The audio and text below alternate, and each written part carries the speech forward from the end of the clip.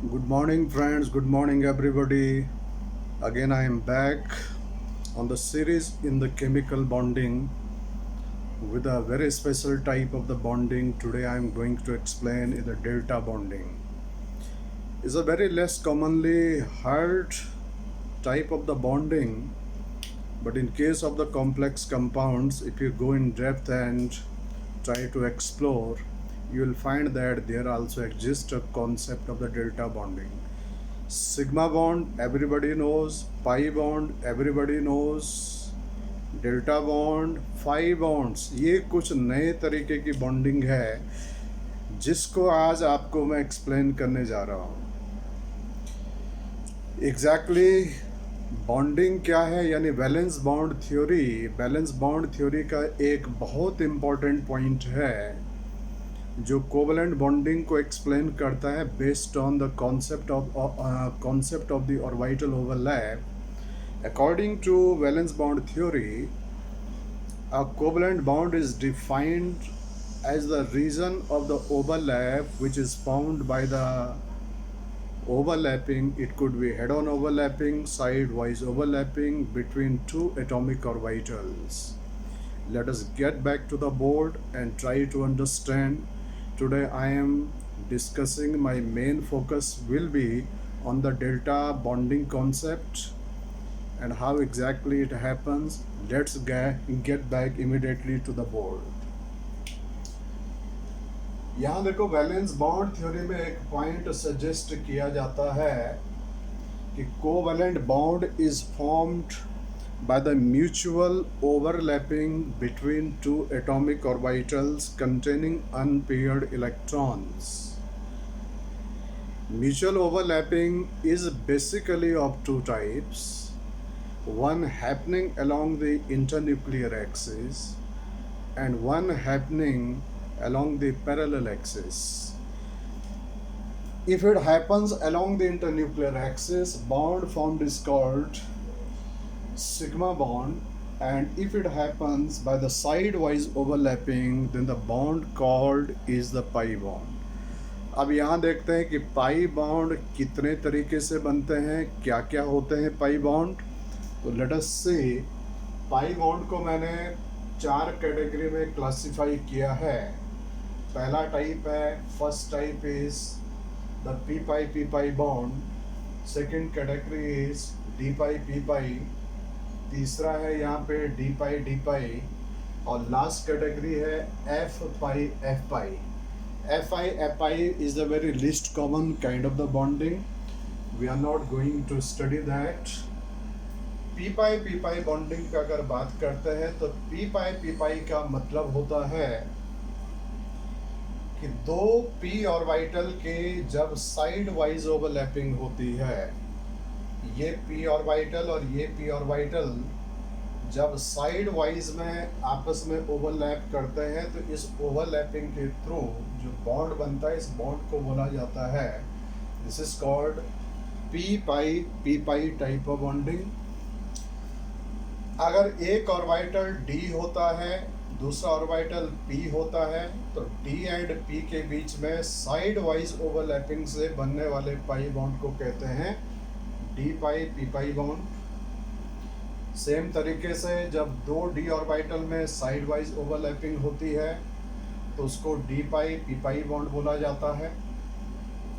ये जो बॉन्ड है डी पी पाई बॉन्ड, इसको मैंने अगेन दो कैटेगरी में डिवाइड किया, pi bond and the delta bond. दोनों में बेसिक डिफरेंस केवल इतना ही है, यहाँ पर इस ऑर्बिटल और इस ऑर्बिटल की ये दो लोग आपस में ओवरलैप कर रही हैं। That is a normal D pi bond, जिसको आप जो कि पाई बॉन्ड कह लेते हैं। जो डेल्टा बॉन्ड है, ये भी एक स्पेशल केस है पाई बॉन्ड का। Delta bond is also a special case of the pi bond। और इस वाले केस में what happens, इधर का d ऑर्बिटल और इधर का d ऑर्बिटल, इनकी चारों के चारों लोब आपस में ओवरलैप करती हैं। ठीक है, तो जो ये साइड वाइज ओवरलैपिंग है इस तरीके से, और जब f ऑर्बिटल में साइड वाइज ओवरलैपिंग होती है तो उस बॉन्ड को बोला जाता है फाई बॉन्ड। एक इम्पॉर्टेंट चीज़ यहाँ देखने वाली बात है कि डी जेड स्क्वायर ऑर्बिटल्स कभी पाई बॉन्ड फॉर्म नहीं करता है। इसके थ्रू केवल जो बॉन्ड बनता है वो केवल ये इंटरन्यूक्लियर एक्सिस के लॉन्ग, ये इंटरन्यूक्लियर एक्सिस है, इस एक्सिस के लॉन्ग जब ओवरलैप होगी तो इसके थ्रू केवल कौन सा बॉन्ड बनेगा? Sigma bond. ठीक। साथ में यहाँ ये बात का भी ध्यान रखिएगा कि जब यहाँ पर ये डी पाई बॉन्डिंग होती है तो ये बॉन्डिंग इनके बीच हो सकती है, d x y, d Y z, d Z x, ये होते हैं नॉन एक्सियल डी ऑर्बिटल्स। जबकि यहाँ पर जो डेल्टा बॉन्डिंग होते हैं, delta bonding can happen only in these two cases, d x y, d x square minus Y square, d x square minus Y square, इनकी ओवरलैपिंग से। Is it clear? एक जो बेसिक चीज़ आप लोग जानते हैं, जब भी दो एटम के बीच में एक सिंगल बॉन्ड होता है तो ये हमेशा सिग्मा बॉन्ड होता है। जब दो एटम के बीच में दो बॉन्ड होते हैं तो one bond is sigma, other bond is the pi bond. अगर ट्रिपल बॉन्ड है तो one sigma two pi bond. अगर क्वाड्रुपल बॉन्ड होता है तो क्वाड्रुपल बॉन्ड में one bond is always sigma bond, इसमें दो पाई बॉन्ड होते हैं, एक बॉन्ड यहाँ डेल्टा बॉन्ड हो जाता है। यहीं से अब हमें अंडरस्टैंड करना है कि डेल्टा बॉन्ड एग्जैक्टली क्या है, what exactly is the concept of the delta bond. तो डेल्टा बॉन्ड पे अब आपको ले चल रहा हूँ क्योंकि मेन फोकस हमें इसे डेल्टा बॉन्ड पे लेके रखना है। अगर डेल्टा बॉन्ड को डिफाइन करना हो, डेल्टा बॉन्ड, तो डेल्टा बॉन्ड को आप डिफाइन कैसे कर सकते हैं? डेल्टा बॉन्ड को डिफाइन करेंगे, it is the bond formed by side wise overlapping of four lobes of each d orbitals, यानी that is a bond formed by sidewise overlapping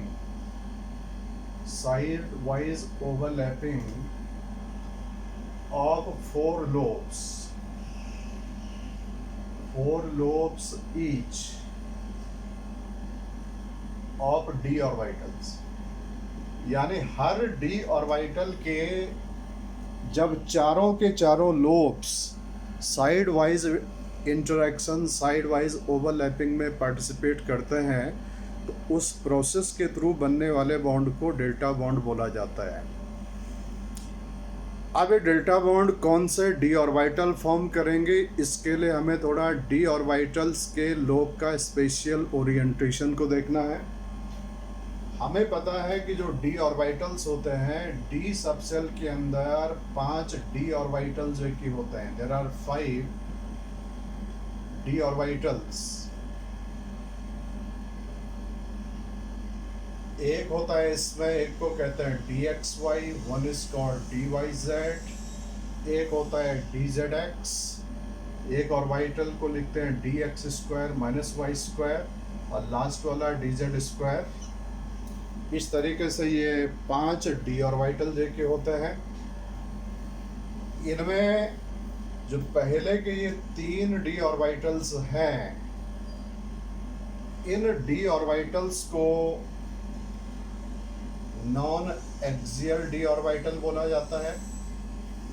non axial, ये वाले दोनों डी ऑर्बिटल्स, इनको axial orbital बोला जाता है। Axial orbitals, ये naming exactly इस बिहाफ पर रखी गई है कि इनके लोब्स का जो ओरिएंटेशन है वो एक्सिस के लॉन्ग कैसे तरीके से है। जैसे फॉर एग्जांपल अगर मैं इसको एक्स एक्सिस ले लूँ, इसको वाई एक्सिस ले लूँ, तो यहाँ पर एक्स वाई प्लेन में जब ये डंबल के जो है कि लोब एग्जिस्ट करेंगे तो इस ऑर्बिटल को बोला जाता है डी एक्स वाई ऑर्बिटल्स। इसी तरीके से वाई जेड प्लेन में होंगे तो D Y Z, X Z plane में होंगे तो डी एक्स जेड, ऐसे तरीके से D x square minus Y square, ये X axis, let us suppose this to be the Y axis, इन एक्सिस के अलोंग जब चारों लोब ओरिएंटेड होंगे तो इसको बोला जाएगा D x square minus Y square. और जो डी जेड स्क्वायर होता है, डी जेड स्क्वायर में इस तरीके से, यानी जेड एक्सिस, इस एक्सिस को मैं जेड एक्सिस जो है कि बोल दे रहा हूँ, इसके अलोंग इस तरीके से लोब ओरिएंटेड होता है, बीच में यहाँ एक सर्कुलर जो है कि रिंग जो है कि होती है। ये ऑर्बिटल हो गया हमारे पास में डी जेड स्क्वायर, ठीक है। अब यहाँ पर एक बात इंटरेस्टिंग ये है कि जैसा मैंने लिखा, bond formed by side wise overlapping of 4 lobes each of the D orbitals. इसका मतलब डेल्टा बॉन्ड फॉर्मेशन के लिए ऐसे डी ऑर्बिटल होने चाहिए जिनके पास में 4 लोब जो कि होंगे, और 4 लोब की जो कंडीशन फुलफिल हो रही है, 4 लोब की कंडीशन, इसमें भी जो है कि 4 लोब होंगे, 1 2 3 4, इसमें भी 4 लोब जो है कि हो जाएंगे, इसमें भी 4 लोब हो जाएंगे, इसमें भी 4 लोब हो जाएंगे। अगर मैं आपसे सिंपल सा यानी क्वेश्चन पूछूं कि कौन से डी ऑर्बिटल डेल्टा बॉन्डिंग को जो कि प्रिफर करेंगे या which will lead to the formation of the delta bond, it's a very important questions. तो नॉर्मली क्योंकि जिन्होंने केवल जो कि डेफिनेशन तक ही अपने आप को जो है कि सीमित रखा होता है, उनके अकॉर्डिंग अगर मैं इस क्वेश्चन का आंसर दूं तो उनके अकॉर्डिंग आंसर होगा कि डी एक्स वाई, यानी डी एक्स वाई इसमें 4 लोब है, डी वाई जेड इसमें भी 4 लोब है, डी जेड एक्स इसमें भी 4 लोब्स हैं। Similarly d x square minus Y square, इसमें भी जो कि 4 लोब है, 1 2 3 4। ये चारों के चारों डेल्टा बॉन्ड फॉर्म करने चाहिए।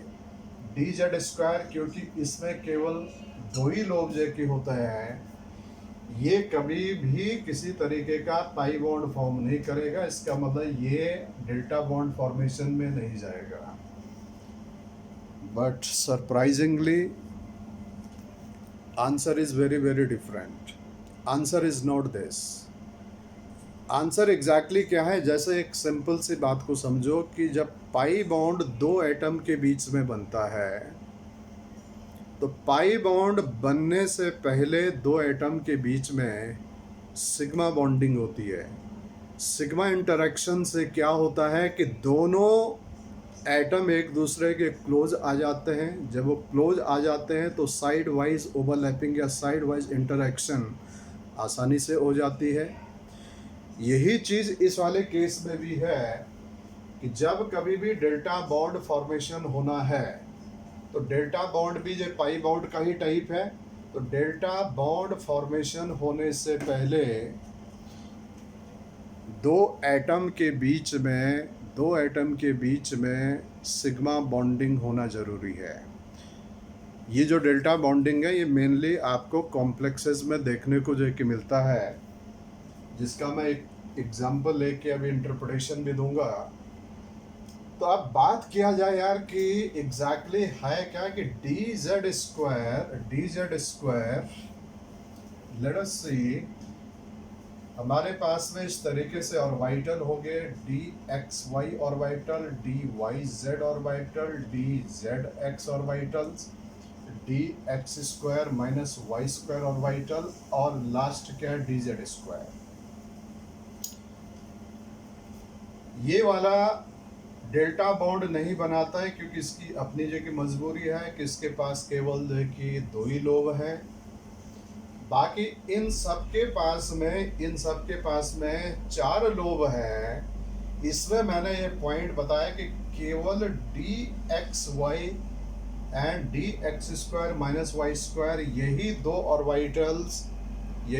ऑर्बिटल्स डेल्टा बॉन्ड फॉर्मेशन जो के लेते हैं। तो क्वेश्चन ये उठता है कि इनमें भी 4 लोब हैं, ये डेल्टा बॉन्ड फॉर्मेशन क्यों नहीं करते हैं?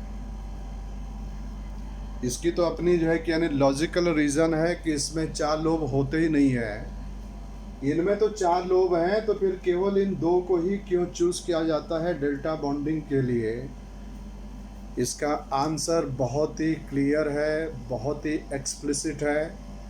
जैसा मैंने अभी बताया कि डेल्टा बॉन्ड एक पाई बॉन्ड का टाइप है, एंड डेल्टा बॉन्ड फॉर्मेशन से पहले, डेल्टा बॉन्डिंग होने से पहले सिग्मा बॉन्ड फॉर्म होना पड़ता है 2 एटम के बीच में। तो अगर मैं इस तरीके से यहाँ रिप्रेजेंटेशन करूँ, थोड़ा सा अंडरस्टैंड करें।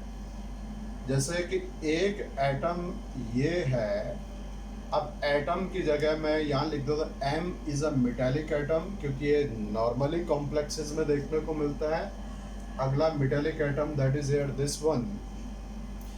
इन 2 के बीच में सबसे पहले सिग्मा बॉन्ड फॉर्मेशन जो कि होगा। ये जो सिग्मा बॉन्ड फॉर्मेशन इनके बीच में हो रहा है, ये सिग्मा बॉन्ड फॉर्मेशन किन के थ्रू होगा? ये सिग्मा बॉन्ड अभी मैंने बताया, क्योंकि डी ब्लॉक के ये मेटल एटम्स हैं, और सिग्मा बॉन्डिंग में जाने वाला ऑर्बिटल कौन सा होगा? Sigma bond will be formed by the head on overlapping of dz square. इस मेटल का dz स्क्वायर, इस मेटल का dz स्क्वायर में जब हेड ऑन इंट्रैक्शन होगी तो ये बॉन्ड जो कि फॉर्म हो जाएगा। Is it clear? इसको और अच्छे से अंडरस्टैंड करने के लिए मैं इस तरीके से दिखा देता हूँ। एक मेटल, ये एक मेटल एटम, ये इनके बीच में ये बॉन्ड बन चुका है। ये एक्सिस को मैं जेड एक्सिस जो के ले रहा हूँ, क्योंकि ये dz स्क्वायर की ओवरलैपिंग से आया होगा। ये dz स्क्वायर की ओवरलैपिंग से इस तरीके से ये वाला जो है कि dz स्क्वायर, और सेम तरीके से यहाँ ये dz स्क्वायर की ओवरलैपिंग से इस तरीके से ये सिग्मा बॉन्ड फॉर्मेशन हो चुका है। अगर ये जेड एक्सिस के अलोंग, आप ध्यान देना, अगर ये जेड एक्सिस के अलोंग ये बॉन्ड अगर फॉर्म हो गया तो डेफिनेटली अगर डेल्टा बॉन्ड इनके बीच में बनना होगा, तो ये जो प्लेन मैंने दिखाया, ये वाला प्लेन्स, ये प्लेन एग्जैक्टली इमेजिन करो कि ये प्लेन इस तरीके से है, यानी जेड एक्सिस के 90 डिग्री पे, जेड एक्सिस के 90 डिग्री पे जो प्लेन होगा वो प्लेन कौन सा हो जाएगा? X Y plane. और एक्स वाई प्लेन में जो ऑर्बिटल एग्जिस्ट करेंगे, जिनके लोब एग्जिस्ट करेंगे, वो केवल क्या होगा? D x y and d x square minus Y square. तो एग्जैक्टली अगर जेड एक्सिस के अलोंग मेटल के बीच में ये सिग्मा इंटरेक्शन हुई है जिसमें डी जेड स्क्वायर इन्वॉल्व है, तो कंफर्म्ड है कि delta bond x Y plane में बनेगा। और एक्स वाई प्लेन में जो ऑर्बिटल एग्जिस्ट करते हैं वो कौन से? डी एक्स वाई एग्जिस्ट करता है, d x square minus Y square ये एग्जिस्ट करता है। इसलिए अगर मैं यहाँ एक बॉन्ड और यहाँ पे इस तरीके से दिखा दूँ और आपसे बोले भाई कि ये जो डेल्टा बॉन्ड है, ये डेल्टा बॉन्ड किसके इंट्रैक्शन के थ्रू आया है, तो ये ऑर्बिटल क्या हो सकता है? जो एक्स वाई प्लेन में लाई करने वाले हैं, या तो ये डी एक्स वाई हो सकता है, या फिर ये d x square minus Y square हो सकता है। कौन सा ऑर्बिटल इनमें से होगा वो एग्जैक्टली स्पेसिफिक कंपाउंड पे डिपेंड करेगा, कंपाउंड की यानी ज्योमेट्री पे डिपेंड करेगा। यही कारण होता है कि ये 2 ऑर्बिटल ही क्यों यानी लिए जाते हैं। ये क्यों नहीं लेते इन दोनों को? ये इन दोनों को इसलिए नहीं लेते हैं क्योंकि ये एक्स वाई प्लेन है, जेड एक्सिस के लॉन्ग अगर सिग्मा बॉन्ड बना है तो एक्स वाई प्लेन में ही डेल्टा बॉन्ड फॉर्मेशन जो कि होगा। ये जो पाई बॉन्ड है दूसरा वाला, ये पाई बॉन्ड कौन सा आ गया? दिस पाई बॉन्ड को आप क्या कह सकते हैं? Delta bond. डेल्टा बॉन्ड हमेशा परपेंडिकुलर टू सिग्मा बॉन्ड होगा। सिग्मा बॉन्ड जेड एक्सिस के लॉन्ग है तो डेल्टा बॉन्ड हमेशा 90 डिग्री पे एक्स वाई प्लेन में बनेगा। और एक्स वाई प्लेन में डी ऑर्बिटल केवल कौन से होते हैं? D x y and d x square minus Y square. यही कारण है कि केवल ये 2 डी ऑर्बिटल ही डेल्टा बॉन्ड फॉर्मेशन में पार्टिसिपेट करते हैं। Is it clear?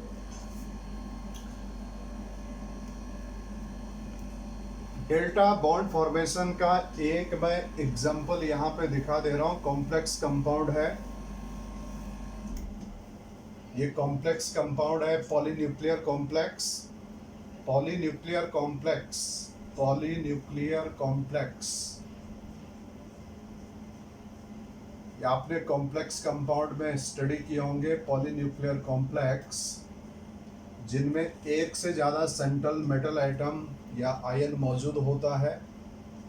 जैसे यहाँ एग्जाम्पल के तौर पे दिखा रहा हूँ मैं, रीनियम Re2 Cl8 और इस पे चार्ज है -2। ये कोई कॉम्प्लेक्स है भाई, यानी रीनियम का Cl लिगेंड के साथ में यानी कॉम्प्लेक्स है। अरे कॉम्प्लेक्स एग्जैक्टली किस तरीके से ये होता है, इस कॉम्प्लेक्स की जो स्ट्रक्चर है, एक रीनियम एटम्स यहाँ, दूसरा जो कि रीनियम एटम्स यहाँ, ये इन दोनों रीनियम एटम्स के बीच में, इन डी ब्लॉक के एटम्स के बीच में यहाँ 4 बॉन्ड जो कि एग्जिस्ट करते हैं, यानी क्वाड्रुपल सिस्टम है, क्वाड्रुपल बॉन्ड है यहाँ पर ये। और यहाँ पर जो है कि 4 Cl इस पे लगे होते हैं, 1 2 3 4 4 Cl यहाँ लगे होते हैं और 4 Cl एटम ही यहाँ इस तरीके से जुड़े हुए होते हैं। ठीक है, और इस पे टोटल चार्ज की वैल्यू क्या है? Total charge on this is यानी -2।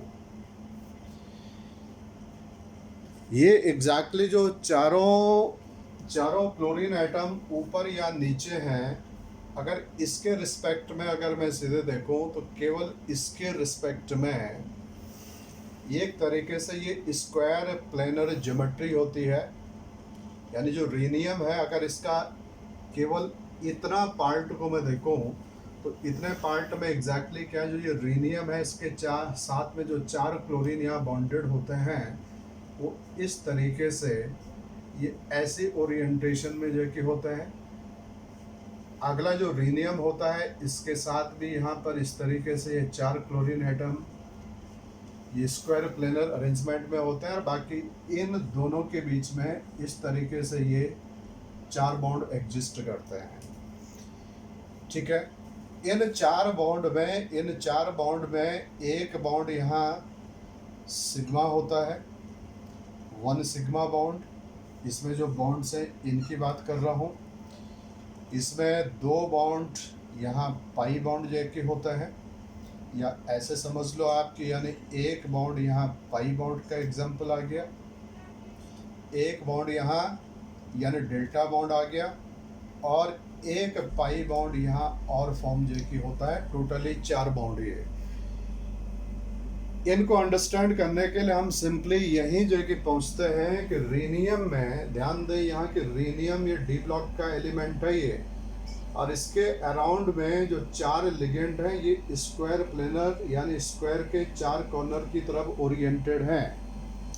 आपको पता है कि स्क्वायर प्लेनर में जो हाइब्रिडाइजेशन होती है, स्क्वायर प्लेनर में ये सेंट्रल एटम की हाइब्रिडाइजेशन बता रखी है आपको। ये हाइब्रिडाइजेशन होती है DsP2 या बोलो sp2d। तो DsP2 में जो ऑर्बिटल्स यहाँ आप देख पा रहे हैं, ये d ऑर्बिटल कौन कौन से यानी इन्वॉल्व जो कि हो रहे हैं इस वाले केस में। s ऑर्बिटल तो आप जानते हैं केवल एक ही होता है, s ऑर्बिटल एक होता है। p ऑर्बिटल 3 तरीके के होते हैं, एक होता है px, एक होता है py और एक होता है pz। px, py, pz। जो d ऑर्बिटल है, d ऑर्बिटल 5 होते हैं, dxy, dyz, dzx, dx square minus Y square and dz square.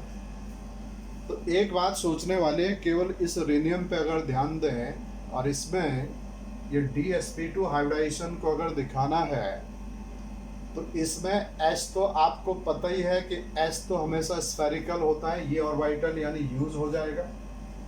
तो रीनियम का ये S ऑर्बिटल यूज हो जाएगा। साथ में ये क्योंकि एक्स वाई प्लेन में होता है, ये एक्सिस यानी जेड एक्सिस है, तो ये एक्स वाई प्लेन में इस तरीके से ये प्लेन कौन सा है, एक्स वाई प्लेन, ये भी एक्स वाई प्लेन है। एक्स वाई प्लेन में ऑर्बिटल कौन कौन से हो गए, ये ऑर्बिटल इन्वॉल्व हो जाएगा, ये ऑर्बिटल इन्वॉल्व हो जाएगा, 1 2 3, और एक्स वाई के साथ में सिमेट्री में क्योंकि एक्सियल ऑर्बिटल होते हैं तो सिमेट्री के अकॉर्डिंग डी ऑर्बिटल ये वाला पार्टिसिपेट कर जाएगा। यानी कहने का मतलब हो गया कि ये ऑर्बिटल यूज हुआ, ये ऑर्बिटल यूज हुआ, ये ऑर्बिटल यूज हुआ, इस तरीके से 4 ये ऑर्बिटल यहाँ यूज हो चुके हैं जो कि बॉन्डिंग फॉर्मेशन में। Is it clear? बाकी के जो ऑर्बिटल यहाँ छूट गए हैं, इन ऑर्बिटल पे अभी बात करते हैं।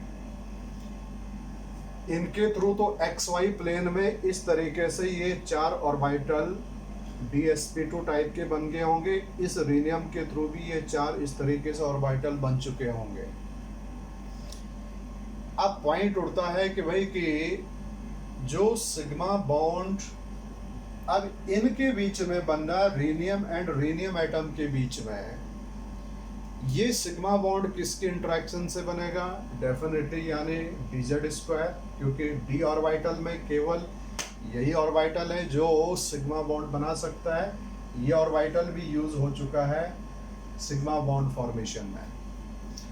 अगर ये सिग्मा बॉन्ड फॉर्मेशन में जा चुका है तो अब ध्यान देना, यानी सिग्मा बॉन्ड किसके थ्रू बना दिया मैंने? सिग्मा बॉन्ड बन चुका है रीनियम के dz², इसका dz², इस वाले रीनियम का भी dz², इनकी यानी हेड ऑन ओवरलैपिंग से बन चुका होगा। ये ऑर्बिटल यूज हो चुका है, ये पहले ही स्क्वायर प्लेनर में यूज हो चुके हैं, s यूज हो गया, px py ये यूज हो चुके हैं। अब आपके पास में 1 2 3 ये वाले ऑर्बिटल जो कि रहते हैं। अदर जो बॉन्ड की मैं बात कर रहा हूँ, ध्यान देना यहाँ पे, अभी अभी मैंने बताया था कि यानी जेड एक्सिस के अलोंग अगर सिग्मा बॉन्ड फॉर्मेशन हो गया तो जेड एक्सिस का 90 डिग्री पे प्लेन कौन सा होता है? X Y plane. तो एक्स वाई प्लेन में साइड वाइज ओवरलैपिंग करने के लिए केवल ऑर्बिटल कौन सा मेरे पास में है? dxy। यानी ये जो डेल्टा बॉन्ड बना है, ये डेल्टा बॉन्ड dxy की साइड वाइज ओवरलैपिंग से बन चुका होगा। ये ऑर्बिटल भी यूज हो चुका है। बाकी जो 2 पाई बॉन्ड हैं, ये 2 पाई बॉन्ड किन की ओवरलैपिंग से आ रहे होंगे? dyz। इस तरीके से मैं स्प्लिट करके दिखा दे रहा हूँ, 1 पाई 1 पाई। एक पाई बॉन्ड किसके थ्रू बन रहा होगा? dyz, और एक पाई बॉन्ड बन रहा होगा zx dzx। तो आप थोड़ा सा जरा ओवरऑल इस पॉइंट को अगर हम देखें तो इसमें एग्जैक्टली ये कि है क्या है कि रीनियम और रीनियम के बीच में हम केवल इसके बीच में डेल्टा बॉन्ड को एक्सप्लोर कर रहे हैं। सिग्मा बॉन्ड किसके थ्रू बना? dz² की हेड ऑन ओवरलैपिंग से। सीधा डेल्टा बॉन्ड पे आ जाओ। अगर ये जेड एक्सिस के अलोंग है तो एक्स वाई प्लेन में कौन सा बॉन्ड बनना चाहिए? डेल्टा। और एक्स वाई प्लेन में ऑर्बिटल कौन सा एग्जिस्ट कर रहा है? dxy। इसके थ्रू डेल्टा बॉन्ड बन चुका है। बाकी जो 2 डी ऑर्बिटल छूट गए हैं उनके थ्रू क्या बन जा रहे हैं? Pi bond. तो इस तरीके से हम देख पा रहे हैं कि यानी रीनियम के 2 एटम के बीच में यानी क्वाड्रुपल बॉन्डिंग हो रही है, और इस क्वाड्रुपल बॉन्डिंग में 1 सिग्मा 2 पाई 1 डेल्टा बॉन्ड ये एग्जिस्ट कर रहा है। और यहाँ से भी वेरीफाई होता है कि क्यों dxy orbitals delta bond formation में जाता है। आपके दिमाग में क्वेश्चन आ सकता है कि dx² - y² क्यों नहीं लिया गया है? क्योंकि dx² - y² ऑलरेडी रीनियम का इन लिगेंड के साथ में dsp2 हाइब्रिडाइजेशन में पार्टिसिपेट हो चुका है। s px py और ये वाले यहाँ इन्वॉल्व हो चुके हैं इस स्क्वायर प्लेनर यानी ज्योमेट्री को फॉर्म करने के लिए। Is it clear? अगर आपसे पूछें कि भाई किस कॉम्प्लेक्स का बॉन्ड ऑर्डर क्या है, तो आप देख रहे हैं दो एटम के बीच में यहाँ 4 बॉन्ड आ रहे हैं। यहाँ इसका बॉन्ड ऑर्डर यानी क्या निकल आया, 4। ये पहली बार आप देख रहे हो क्योंकि आपने जो मॉलिक्यूलर ऑर्बिटल थ्योरी स्टडी करी है वो मॉलिक्यूलर ऑर्बिटल थ्योरी आपने होमो डायटोमिक स्पीसीज के लिए यानी फॉलो किया है। कॉम्प्लेक्सेस में भी एडवांस एमओटी जो कि लगता है, आप जो कि वैलेंस बॉन्ड थ्योरी वहाँ पढ़ते हैं, you study there the crystal field theory. None of this theory is adequate to explain the exact behaviour of the complex. Therefore we go on the higher level to study all about this in the molecular orbital theory, which is nothing but an extension of the ligand field theory. अब exactly अब यहाँ पर थोड़ा सा जरा ध्यान दें कि एग्जैक्टली अगर यहाँ पे बात करूँ तो रीनियम जो एलिमेंट होता है ये मैग्नीज फैमिली का होता है, जिसमें कि वैलेंस शेल में इलेक्ट्रॉन होते हैं 7। अगर मैं इस कॉम्प्लेक्स की बात करूं यानी Re2Cl8 एंड चार्ज का वैल्यू -2। देखो इसका मैं बॉन्ड ऑर्डर जो है कि निकाल रहा हूँ। बॉन्ड ऑर्डर के साथ साथ यहाँ पर इसका यानी ब्रीफ में एमओटी डायग्राम आपको एक्सप्लेन ले लेता हूँ। सिंपल है, बहुत आसान सा है, वेरी वेरी सिंपल। ReCl8-2 के केस में अगर इसका ऑक्सीडेशन नंबर में x मान लो तो ये हो गया 2x प्लस Cl पे होता है -1 तो 8 है तो -8 is equal to -2। 2x -8 is equal to -2। 2x is equal to आ गया +6 या x इज इक्वल टू आ गया +3। यानी एक रीनियम एटम का ऑक्सीडेशन स्टेट +3 आ रहा है। +3 का मतलब एक रीनियम एटम 3 इलेक्ट्रॉन लॉस कर रहा है, तो 2 रीनियम एटम कितना इलेक्ट्रॉन को लॉस करना चाहिए, 6 इलेक्ट्रॉन्स को। Is it clear? आप ध्यान से देखें कि इसमें रीनियम के वैलेंस सेल में number of electrons in valence shell of rheniums, ये मैग्नीज फैमिली का है, इसके वैलेंस सेल में इलेक्ट्रॉन होता है 7। एक के अगर 7 है तो यहाँ 2 रीनियम एटम है तो 7 × 2 वैलेंस सेल में टोटल इलेक्ट्रॉन कितने हो गए, 14। और कितने इलेक्ट्रॉन लॉस हो गए, इलेक्ट्रॉन्स लॉस्ट क्योंकि ऑक्सीडेशन स्टेट एक का +3 तो 2 का +6, तो एक का +3 2 का +6 का मतलब 6 इलेक्ट्रॉन का लॉस। तो यहाँ जो रिमेनिंग इलेक्ट्रॉन बच गए, रिमेनिंग इलेक्ट्रॉन्स ये कितने आ गए, 8। इन 8 इलेक्ट्रॉन्स को अगर मैं इस कॉम्प्लेक्स के मॉलिक्यूलर ऑर्बिटल एनर्जी डायग्राम में अरेंज कर दूं तो ये इंक्रीजिंग एनर्जी लेवल है इस साइड में। जैसे आप यानी होमो डायटोमिक में मतलब मॉलिक्यूलर ऑर्बिटल डायग्राम बनाते हैं उसी तरीके से यहाँ भी होता है। यहाँ पर ये ऑर्बिटल है सिग्मा ऑर्बिटल्स। सिग्मा ऑर्बिटल सबसे जो कि नीचे होता है। सिग्मा के बाद में यहाँ पर ऑर्बिटल कौन से आ जाएंगे, पी ऑर्बिटल्स, यानी that is the pi orbitals, pi bonding orbitals. यहाँ होता है यानी delta orbitals, these are pi orbitals, ये डेल्टा ऑर्बिटल्स है जिसका एग्जैक्ट जो कि रेप्लिका ऊपर बना दीजिएगा। डेल्टा यानी इस तरीके से यहाँ पर ये लाइन होती है, डॉट डॉट लाइन, जिसको कि आप नॉन बॉन्डिंग इंटरेक्शन लाइन बोलते हैं।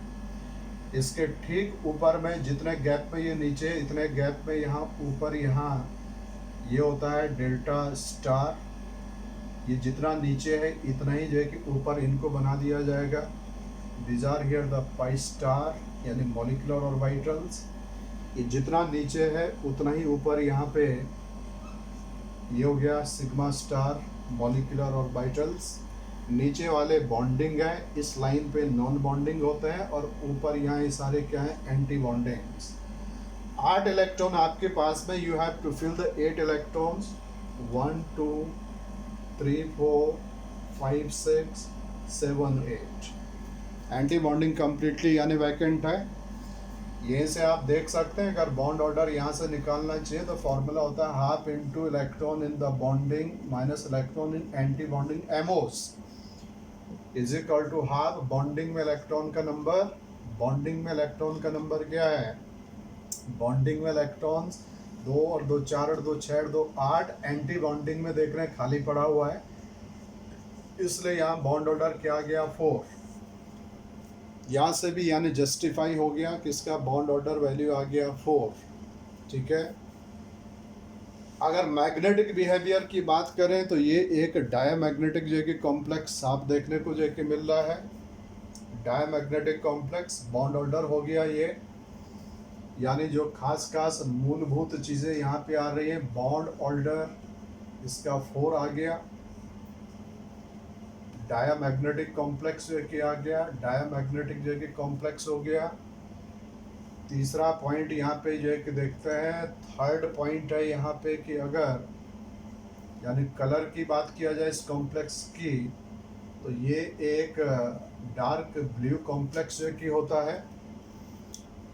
कलर के इंटरप्रिटेशन कैसे किया जाता है? कलर का इंटरप्रिटेशन है due to the HOMO LUMO gap. HOMO LUMO gap, HOMO का मतलब हाईएस्ट ऑक्युपाइड। हाईएस्ट ऑक्युपाइड कौन सा इसमें? ये वाला। ये एनर्जी लेवल्स, पहला एनर्जी लेवल, दूसरा लेवल, तीसरा लेवल, चौथा लेवल, पांचवा लेवल, छठा लेवल, ऐसा है ये। तो हाईएस्ट जो ऑक्युपाइड है, हाईएस्ट ऑक्युपाइड यहाँ पे डेल्टा एमओ है। ल्यूमो लोवेस्ट अनऑक्युपाइड यहाँ पर ये डेल्टा स्टार है। यानी ये वाला हो गया आपके लिए क्या है यहाँ पे होमो, और इसको कहते हैं ल्यूमो। तो होमो ल्यूमो इंट्रैक्शन, या आप ये कह सकते हैं डेल्टा डेल्टा स्टार में जब इलेक्ट्रॉन यहाँ से यहाँ जो कि जाता है तो उस प्रोसेस में ये कुछ फोटोन एब्जॉर्ब करेगा, जिसकी वजह से ये अपना कलर यानी विजिबल रेंज में शो करेगा। बॉन्ड ऑर्डर पे मैं बात ले चुका हूँ कि इसका बॉन्ड ऑर्डर ये होता है। चौथी सबसे इम्पोर्टेंट चीज़, फोर्थ बहुत हाईली इम्पोर्टेंट चीज़ है कि ये एक एक्लिप्स्ड फॉर्म होती है। एक्लिप्स्ड फॉर्म, एक्लिप्स्ड फॉर्म का मतलब क्या है? जो मैंने अभी इसका स्ट्रक्चर अभी आपको दिखाया, इसकी स्ट्रक्चर इस तरीके से बनाई कि ये दो जो कि रीनियम के एटम जिनके बीच में यहाँ 4 बॉन्ड है, और इस तरीके से 1 2 3 4 1 2 3 4 इस तरीके से, यानी 4 Cl ऊपर स्क्वायर प्लेनर में, 4 Cl यहाँ नीचे स्क्वायर प्लेनर में एग्जैक्टली, यानी एक दूसरे के जस्ट ऊपर जो कि आ जाते हैं। जो ऊपर का स्क्वायर प्लेन है और नीचे का स्क्वायर प्लेन एक दूसरे को कम्प्लीटली एक्लिप्स्ड कर चुके होते हैं, इसलिए ये एक कंप्लीट एक्लिप्स्ड कन्फॉर्मेशन जो कि बनता है। आपके दिमाग में ये भी आ सकता है कि स्टैगर्ड तो ज़्यादा स्टेबल होता है, बट यहाँ पर जो है कि स्टैगर्ड आ ही नहीं सकता है। स्टैगर्ड ना आने के पीछे रीज़न होता है the formation of sigma bond by dz square. हमेशा जो पाई बॉन्ड बनते हैं, पाई बॉन्ड हमेशा जो है कि फॉलोड बॉन्ड होते हैं। फॉलोड बॉन्ड का मतलब सिग्मा बॉन्ड पहले बनता है, सिग्मा इंटरेक्शन होने के बाद में ही पाई बॉन्ड जो है कि ओरिजिनेट करता है। तो अगर सिग्मा बॉन्डिंग जेड एक्सिस के अलोंग हो चुकी है तो definitely delta bond x Y plane में आएगा, और अगर वो एक्स वाई प्लेन में आएगा तो ये वाले और ये वाले भी कौन से प्लेन में? एक्स वाई प्लेन में है। तो एग्जैक्टली इसका एक्लिप्स फॉर्म होने का जो रीज़न होता है ये होता है due to delta bond formations. Delta bond formation की वजह से ऐसे होता है। तो इस तरीके से ये मैंने आपको डेल्टा बॉन्ड का कॉन्सेप्ट एक्सप्लेन किया कि किस तरीके से डेल्टा बॉन्ड फॉर्मेशन जो कि होता है, और ये मेनली कॉम्प्लेक्सेस में ये स्टोरी जो है कि चलती है। बड़ी आइडिया आपको होना चाहिए कि delta bond formation happens by the side wise overlapping of all the 4 lobes of the 2d orbitals. अरे कौन कौन से हैं हमेशा याद रखिएगा, ये dxy होता है, dx square minus Y square होता है, कारण मैं स्पष्ट बता चुका हूँ कि क्या होता है। Thank you very very much, hoping that this lecture will be very very much important for you और आपको यूज़फुल देख के लगा होगा। Okay, thank you very much.